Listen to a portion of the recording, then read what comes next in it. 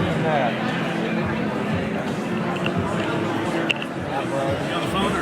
Yeah, I'm Don't interrupt us. Don't say hey. See. Well, anyway, keep after it. Y'all can match it up. See? All right, bye.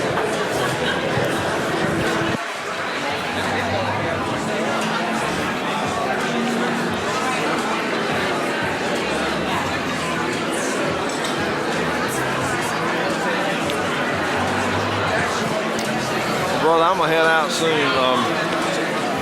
I'm gonna head out soon. All right.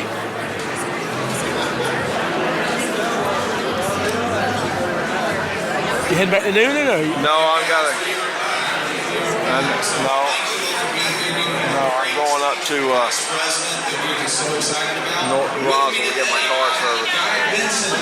He is from Town Hall and Fox News, and with him, Casey Maddox for Americans with Prosperity. They're going to have a discussion here. Mary Harrison is going to join us here in a minute after he wraps up the main week. So we'll see you guys soon. Thanks. Thanks, everybody. I just want to thank the Vice President for warming up the room for us. That's great. So, my name is Casey Maddox. I'm VP for Legal and Judicial Strategy at Americans with Prosperity. I'm with Guy Benson, Town Hall, Fox News contributor. And basically what we were talking about was sort of some interrelated problems that we're seeing play out. And it's this sense of outrage, this outrage culture that I think we've probably all had at least some taste of. You're blessed if you haven't. Corrupt politicians and how both of those things end up impacting your personal privacy.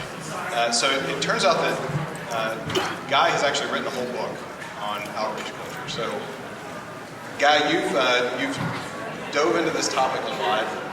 Was there a precipitating event that really kind of raised this on your field of vision and made you concerned about what you were seeing? This culture of outrage. Yeah, so the book that I wrote was a couple years ago now. It was called End of Discussion, and I co-wrote it with my friend Mary Catherine Ham, who is, for a long time, you might remember her from Fox News. If you can't quite picture her, she was the brunette.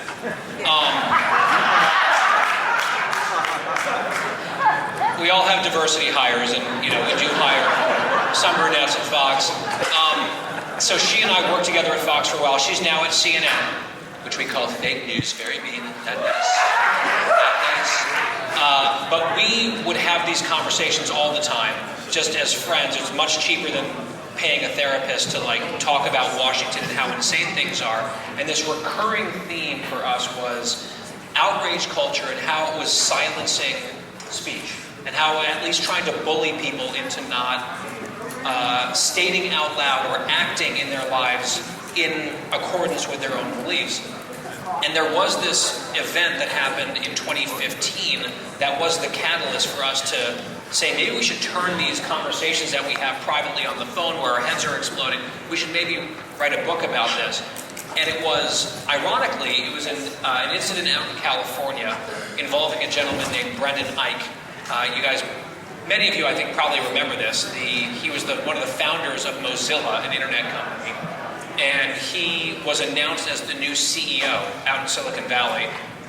And it then emerged at the time that he had donated $1,000 of his private money, his personal money, to the Proposition 8 campaign in California in 2008, which was the one-man, one-woman constitutional amendment in that state, which I will also point out in 2008 won in California. Right? Barack Obama was on the ballot. He won a blowout election in that state, and also traditional marriage on the ballot won that same year. So this guy had given $1,000, and that was a thought crime that they did not want to allow. So there was this ginned up mob of people at Mozilla and outside activists who basically confronted Mr. Ike, and they said, look, you have two choices. You can prostrate yourself, you can grovel, you can apologize and take back that belief and make amends somehow financially, or you're out. And he said, well, no, that's actually not how America works. I founded this company, we can disagree on things. The mob got louder and louder in Silicon Valley. one of his colleagues, to her credit, a member of the LGBT community, tried to sort of reason with the mob briefly. She's like, you guys, I have a big disagreement with Brendan on this thing. We don't agree at all. However, hey, Eric. However, he's been a very good leader. He's never discriminated against anyone. Shouldn't actions matter here? And they said, no, that's not good enough. And the long story short, they hounded Brendan and I out of the company that he founded, and he's no longer there. And it was just sort of this astonishing turn of events where he held a mainstream political position, had given a little bit of his own money on behalf of a campaign that won, and it disqualified him from his job in the company that he started. And Mary Catherine and I watched all that from the other coast thinking, that is crazy. That is really frightening. And Mary Catherine and I actually disagree with Brendan Knight on the issue. She and I are both in favor of gay marriage. This is personal to me. I'm getting married next month to a dude. But I also you don't have to applaud, you can, it's fine. It's just a thing. It's just a thing. The point is, I disagree with Brendan Knight, and yet I saw what happened to him on that issue, and I thought that is a really poisonous, frightening thing that should not happen in America. And she and I were watching an MSNBC segment where they had multiple liberals on the panel, if you can believe it. And one of the liberals, they were talking about the Brendan Knight situation at the time. One of the liberals was a little bit more of a classical liberal, right? A little bit more old school. And he seemed a bit perturbed by this, because the tone of the segment was celebratory, right? They got the scalp, this is good, progress is on the march. And this guy said, wait, hang on, this is actually a little bit worrisome to me. He asked this to the panel, are you saying that we should track down anyone who donated to Proposition 8 and hound them out of polite society? And the other leftist on the panel said, yes. And he was very enthusiastic about it. Let's find that blacklist eventually, and let's go about enforcing our new orthodoxy, person by person. He said this on national television. The other guy was a little bit shocked and frightened by that answer, but I think that was a harbinger of things to come, the way the left has increasingly been operating. So that was the incident that made us write the book, and it's why, to this day, I think the problem's getting worse, and I focus on that a lot in my writing and commentary. Well, all this is one of the reasons that we made a conscious decision. I've been asked by people in the crowd, well, why aren't you doing a college? We've got a number of people who wanted to come to the conference, and they were scared of being listed as being part of the conference, so because they've been harassed through giving to other groups, whether it's Christian groups or what have you. We've got the Chick-fil-A situation here with constant harassment. It definitely is the weaponization of transparency by the left. I used to favor transparency. I was a leader. I didn't think I'm more scared of transparency because of weaponization of the left. Coming in late on the Brendan Knight conversation, I remember the story of this waitress at the restaurant in California who was born and gave money to profits. And the protesters showed at the restaurant and demanded that she be fired. You don't hear about these stories in national media. No, that's right. Look, everybody's for transparency. The question is, who needs to be transparent, right? Is it, do I have to be transparent, or does the government have to be transparent? That's the big question, right? In my view, and I think this is most people would be here for really think about these issues. The government is, I deserve rights. And yes, we do a lot with trying to actually keep government transparent. We FOIA requests, we advocate for laws that make the government have to keep it close to it. That doesn't mean my perspective. My personal perspective, who I support, and where I have my, what I'm interested in and passionate about, that has to be a deal with the government. Well, and I think that, I remember when the donor privacy issue first started getting tied into the outrage culture, I had a few people from organizations like yours come and say, hey, can you come, we want to brief you on donor privacy, it sounds really important to us. And I was like, okay, that sounds very boring to me. I don't have a lot of money, I'm not really donating stuff, but if, I'll take your word for it, right? And I'm like, but I'm also, just to warn you, I'm pro-transparency, so I'm not really sure I'll be receptive to your argument. Then they'll just start getting on the argument. And more persuasive than the theoretical argument is the actual stuff that is happening constantly. It is becoming now commonplace on the left to use guerrilla tactics to try to destroy people that you don't like or that you disagree with, right? When you see my colleague at Fox News, when his house is attacked by Antifa, that is a real thing that happened. They figured out where he lived, and they laid siege to his house. They dented his front door. The wife thought it was a home invasion. Tucker's wife had to call the police. This happened. It caused a slight stir. It got some play on Fox News, and it was generally just swept under the rug. A handful of center-left people said, "Oh, we shouldn't do that." But you see senators like Ted Cruz getting chased out of restaurants by mobs. Sarah Sanders as well. And I think they're trying to mobilize this type of activity, and it's not just against CEOs of tech companies, it's not just against Fox News hosts or White House press secretaries, right? It keeps trickling down to acres in Colorado, right? The idea that they are not going to try to use these exact tactics and weaponize transparency in order to attack people, the whole point is not necessarily to get everyone to agree with them, it's to make people scared publicly cross-staff or disagree with them. So they can stifle the opposition. Then they want. We can privately believe what we believe, but we're going to be very hesitant and reticent about speaking out about it. As a quick aside, I think they're making tactically some mistakes because most Americans don't like law people.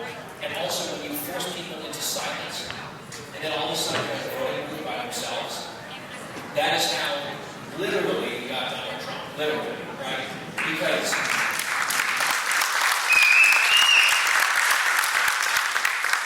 during the 2016 election, Eric, I think you had some controversial opinions about the president. I think we all did, actually. I was not a Trump supporter at all. I was very public about that. And I went around the country covering the race, talking to conservatives, being like, why? This is during the primary. Why are we doing this? Like, you know he's not actually a conservative. And they're like, yeah, we'll see. You know he's not really a good person, right? Well, he's not perfect. Okay, that's fair way of putting it. That is true. Our electing is pastor and all that. Like, but why are we doing this? And the answer consistently, over and over again, was they have been bullying us forever, telling us that we are horrible people, our people always play nice, sometimes they lose, and we're going to hire our own bully, and he's going to go and throw around.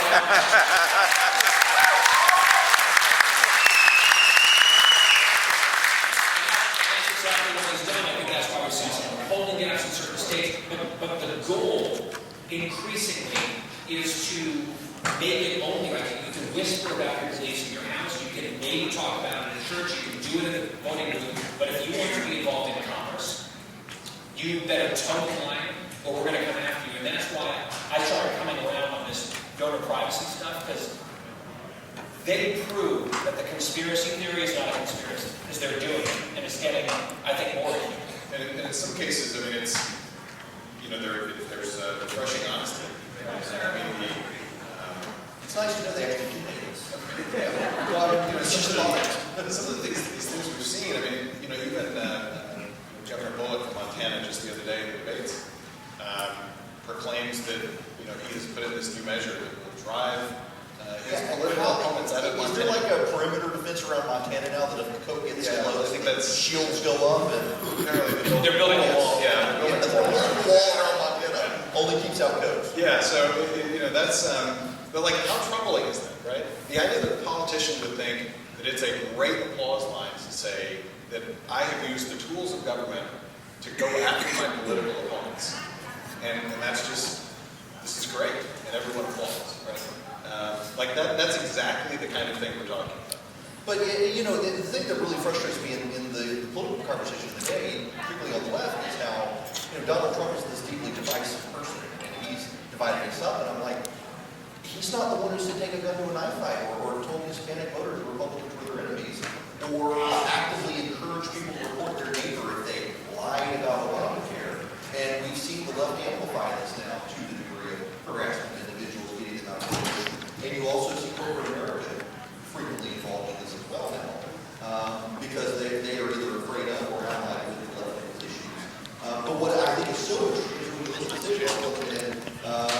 mean, this is something very sure, when you look at some of the donor transparency laws that are at the state level, you have left-wing groups that are just as opposed to You do, and you have, basically this, particularly at the state level, this is not a problem with the left going after the right. But we talk about tribalism a lot, right? Well, you've got the sort of left-wing tribe, you've got the right-wing tribe, you also have the politician tribe. And their interest is staying in power. And oftentimes that means quieting the voice of people like the folks in this room who would hold them accountable, right? So people on the right, Republican politicians, who are upset that people like you are actually going to expect them to do the things that they said they were going to do. And so it's very often the case that those are the people who are advocating for basically wanting to expose all these folks so they can know who we're going after. We've actually had a story on this front in Georgia, I think. Yeah, we had, for those of you who are out of the state, the Speaker of the House here in Georgia has for years now tried to push a law that if you, private citizen, show up at the state legislature to lobby the legislature as a private citizen on a piece of legislation, that you have to disclose your finances and report yourself as lobbyists, even though you're a private citizen talking to your legislator. And that law exploded in what he wanted to do to try to get conservative groups to have to disclose who's funding conservative groups. This is a Republican speaker trying to get conservative donors and conservative groups and conservative private citizens to have to do filings with the state if they wanted to petition the state government. And thankfully the legislation has died every year, but every legislative cycle it's come up, it's still an active piece of legislation for this coming January General Assembly. But in terms of some of these other state bills, right? You've had, just to give you a picture of what we're looking at as potential problems. I mean, there's a constant fight on the federal level. Arizona, for example. Arizona had a ballot initiative that missed by just a few thousand votes, a few thousand signatures going on the ballot. That would have required original source disclosure. What that means is, I'll break it down simply. Say the Family Policy Council in Arizona supports a ballot initiative on religious freedom, right? Spend $25,000 on a ballot initiative on religious freedom. Your church, you go to Scottsdale Baptist Church, and Scottsdale Baptist Church has given money to the Family Policy Council. Not only is there a government website created that lists Scottsdale Baptist Church as a contributor to the Family Policy Council that had advocated on the Religious Freedom Ballot Initiative, everyone who gives money to Scottsdale Baptist Church is disclosed on the government website how much you gave. Right? So your tithe history, if you are a member of Scottsdale Baptist Church. So not only is that just sort of on its face something that should scare people, and frankly, we mentioned the pastor who actually tithing, which may be a whole other problem. But it's also like, look, I'm being tabbed as someone who contributed on this particular ballot initiative. I didn't even know that happened. I didn't know that my church gave money to Family Policy. You may not even support them, right? You just tithe to your church, and the next thing you know, you're being publicly criticized as someone who is supporting this particular political thing. So it really gets kind of crazy. Some of these state laws that have been proposed, retroactive donor disclosure has been proposed, where you gave money to someone knowing that you were protected, not going to be disclosed. And the legislature comes along a couple of years later and says, let's go back and disclose all those people. And I think weaponizing is like really the key word here, because if you then have all these lists of donors, that becomes potentially an ideological hit list for the organized left in particular to come after people, right? So we all remember the IRS targeting scandal under the scandal-free Obama administration, as we repeatedly assured. There was only like that small, among others, that thing about the government going after their political enemies through the tax code that they admitted to and apologized and ended up paying damages, right? There was a settlement there. That was illegal, what the government did. There was another instance also involving the marriage issue, where a donor list was illegally leaked to a pro-gay marriage group by someone in the IRS. That was a crime, right? And that had to be adjudicated. What this would do is basically... Let's just clarify, it was scandal-free. Right, yes, we all agree. And someone who vigorously agreed with that was Gayle King, the CBS News anchor who interviewed Michelle Obama, who made the point about no scandals, and Gayle King was like, absolutely. We're like, Gayle King, you went on vacation with Obama. She was like, yeah, that's irrelevant. That has nothing to do with my way I do my She's job. Oprah's best friend. She's allowed to do whatever she wants. Yeah, no, basically, yes. But the point is, we saw these instances where the law was broken to target conservatives. This will enshrine in law in some ways the publication, literally to the entire country, of these lists. And it wouldn't necessarily even have to be the government who would do it. You just like hand these lists off to these left-wing organizations. They're like, okay, where are the pressure points? Where can we come after certain people? And to Eric's, you touched on this briefly, I think this is really, really important. I think on the right, we are pro-business, right? We're capitalists. We are generally the side that will have corporate America's back in some of these fights. The hard left wants to destroy these companies, right? They view them as a terrible thing. Corporate America, increasingly, I think, is terrified of the left, constantly trying to genuflect and at least postpone the reckoning. And so they're constantly signaling and bowing on these particularly social issues to the left. And I think that would be exploited, right? I think if the people who have donated to certain causes can be identified, there will be left-wing organizations that already exist and that will sprout up that would try to pressure employers. Why did you hire that person? Why is this person who donated to these hateful causes, why does this person have a job at your company? Do you hate these groups of people? Right? That is how they've operated for years. This would give them every pressure point they would need, and it would drive people, someone who's cautious, someone who doesn't want to get mixed up in it, they might believe things but they don't want their name attached to it, someone who just wants to live their life, they're going to start making the calculation, I'm not going to do this anymore. I'm going to extricate myself from the political process or from the ideas game, because I just want to live my life and do my job, and I don't want these howling mobs, virtual or otherwise, showing up at my doorstep. And I think that's ultimately the goal here. It's an intimidation tactic dressed up in the very popular concept of transparency. You know, I think what bothers me as a free speech advocate on this, I think too, is this notion that unless I know who has paid money to promote an idea, I can't know whether the idea is a good one. That's crazy. That's not how this works. If someone is saying, I think the tax rate, your tax, you should be taxed at 20%, and someone is saying you should be taxed at 15%, let's just have a conversation about who's right.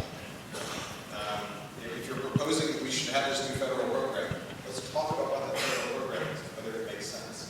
But the idea that you can't know whether something is a good idea until you know everyone who puts money behind that thing and supports that idea. It's the exact same tribalism, I think, that's sort of crippling this, where the mentality is almost like,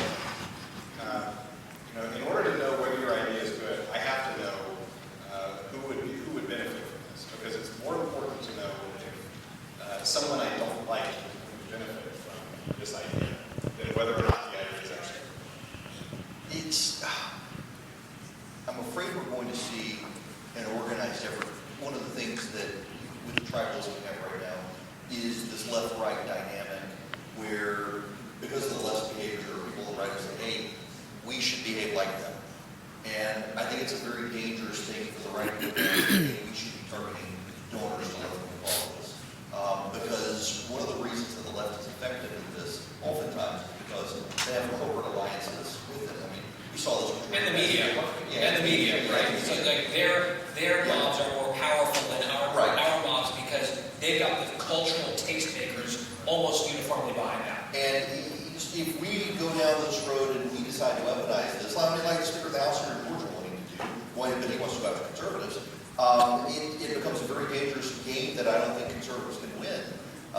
It's also something where I think when you get to the local level, you do have, for example, Planned Parenthood in New Jersey was very much opposed to New Jersey doing donor disclosure rules. Planned Parenthood nationally was okay, but I mean, you can't imagine certain businesses supporting abortion rights. The pro-life community is about the most effective group on the right when it comes to mobilizing public sentiment.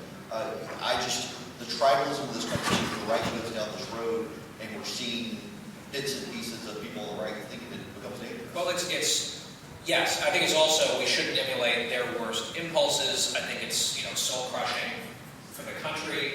And I feel like, even on a more fundamental level, or a heart level, right, I don't think we need to give more tools, just put them into the ether for people to weaponize their political rage even more than is already the case. Like, politics has already taken over and seeped into every aspect of American society. Like, I'm a huge sports fan, and it drives me crazy the extent to which the sports media is now trying to, do their preening woke thing. So I'm like, just leave me alone, let me watch football, please.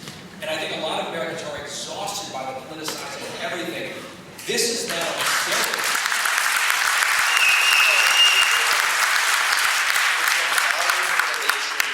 That the Obama campaign did in 2012, if people recall, developed a campaign app that you could put on your phone and see who all the Democrat and Republican neighbors were in your neighborhood and whether or not they voted.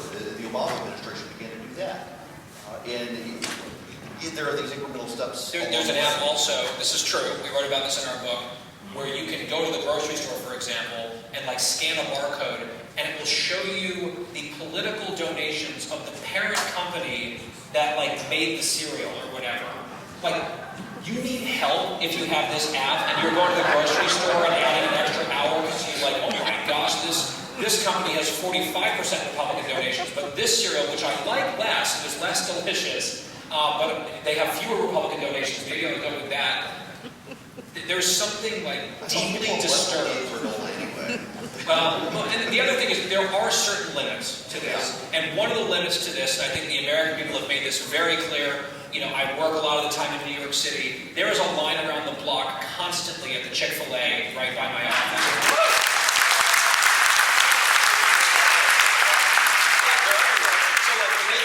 New York City Council, all these people were like, we will not have hate in our city. And then New Yorkers are like, that chicken's really good. And so, I feel like we can all just chill the hell out and eat really good chicken and not focus on politics constantly. And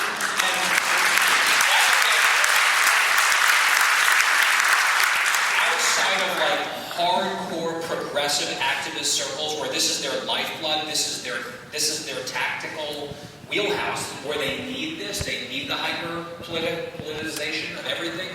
Outside of those precincts, I think center-left, center, and right, what I just said would get applause. And I feel like that's kind of the coalition that we need to hang on to in this country. People who don't want politics dominating every corner. And that's where I think we can appeal not only to the privacy stuff that we've been talking about, but also we don't need more politics in our country. That's where I think we can persuade people, particularly on these otherwise kind of arcane sounding issues. No, and kind of on the flip side of this, right? The argument from the other side is that we need to get money out of politics, by which they don't mean necessarily the politicians themselves. They're very happy to have money coming from politicians themselves. What they actually mean is What they actually mean is we need to have everybody else stop talking about this stuff so that we can just sort of run our lives, right? You're kind of complicating things with the rabble trying to get involved here.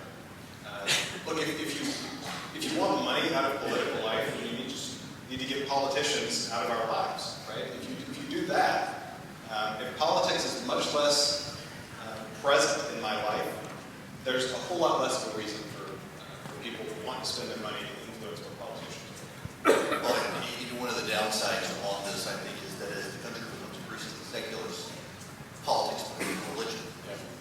And the way people respond to this, taking the app to the grocery store to find out if it was almost a religious rite of passage for people to support Planned Parenthood. How we de-escalate this We do it too, though, don't we? On our side, right? Like the Flight 93 election. Like, if we don't win this next election, the country will be gone. Yeah, And so every single election is like that. I heard Joe Biden the other day, this is the most consequential election of our lifetime. That's what they said when Barack Obama was against John McCain. How is this one more consequential than that? They all are. right-wing scary man, John McCain, Yes. might come in and ruin the country. Right. And that's when they cry wolf enough. Then, like, all of a sudden the wolf shows up. He's like, hello, everyone.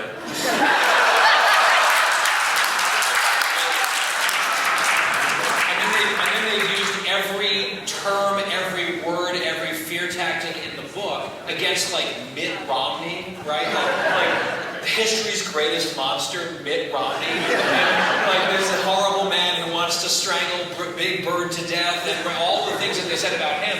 And that's, to my point earlier, a lot of voters are like, enough of this. Let's get the person who kind of is the stereotype and punish them, and then that's what they got. It's like, congrats. This was a Bill Maher monologue, seriously, in 2016, that, I'm sorry, we said such bad things about George Bush and John McCain and Mitt Romney. This time we're serious, we really do mean it. No, in 20 years, they're going to be on MSNBC, if it still exists. They're going to be like, we really pine for the days of the Trump administration where we have a sober, rational Republican president, unlike the newest crazy, wild-eyed threat to everything. It's the same playbook over and over again. Very much so.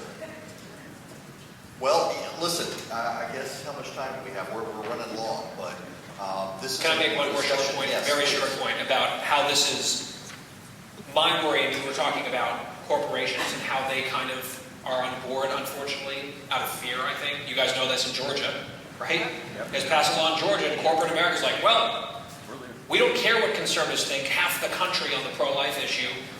We need to signal to these people who want to destroy us on multiple levels. If that trickles down then to employees, if there are these hit lists, that is a real thing. That will cost people their livelihoods or drive people out of the ideas space. And the fact that the media, I think, is increasingly playing footsie with this stuff, I'll leave you with this. It really disturbed me a few weeks ago at this point. The Washington Post published an op-ed from someone who was advocating, excuse me, it was the Times, who was advocating doxing Border Patrol agents. Okay, so we're having this fight at the border. There's this crisis. You have progressive people who are very compassionate trying to boycott companies that are giving mattresses to the children. This isn't right. This is a thing. Let's boycott. Let's make these kids sleep on the floor to own the cons or something. It makes it kind of. This is so terrible what's happening with the Trump administration. We can't let them bring in beds for the children. There are a local effort to try to boycott the food services. They're feeding the people at these detention centers. In any case, the New York Times published this op-ed where this woman who's a professor somewhere arguing, we can find out who these Border Patrol agents are, we can find out where they live, we can find out where they go to church, and I'm not advocating violence, but I am saying we need to get in their faces, basically, and shame them, and that's how we can change policy.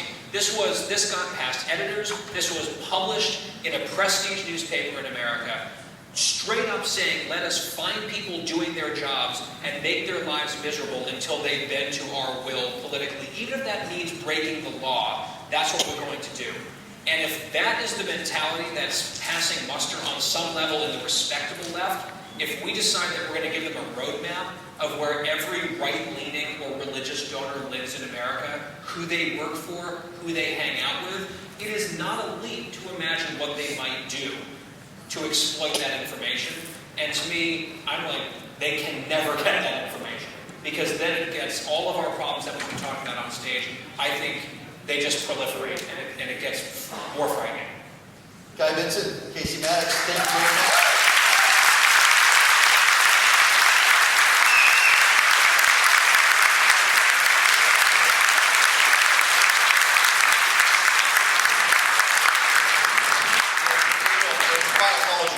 We have had to, with the Vice President's schedule, rearrange like a million times when we were able to get them on stage. I'm glad they were both able to get here. Now, housekeeping. I don't want to keep you from lunch. Lunch is going to happen. You can go out there, bring it back in here.